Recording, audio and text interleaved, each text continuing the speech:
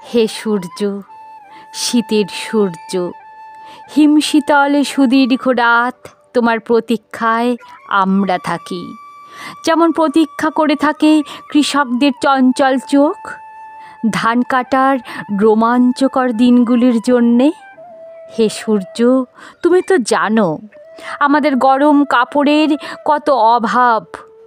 সারা রাত খড়কুটো জ্বালিয়ে এক টুকরো কাপড়ে কান ঢেকে কত কষ্টে আমরা শীত আটকাই।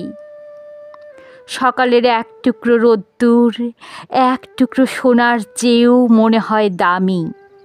ঘর ছেড়ে আমরা এদিক ওদিকে যাই এক টুকরো রোদ্দুরের তৃষ্ণায়।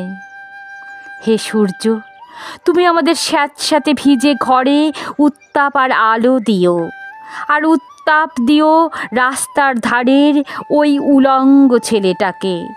হে সূর্য, তুমি আমাদের উত্তাপ দিও। শুনেছি তুমি এক জ্বলন্ত অগ্নিপিণ্ড। তোমার কাছে উত্তাপ পেয়ে পেয়ে একদিন হয়তো আমরা প্রত্যেকেই এক একটা জ্বলন্ত অগ্নিপিণ্ডে পরিণত হব।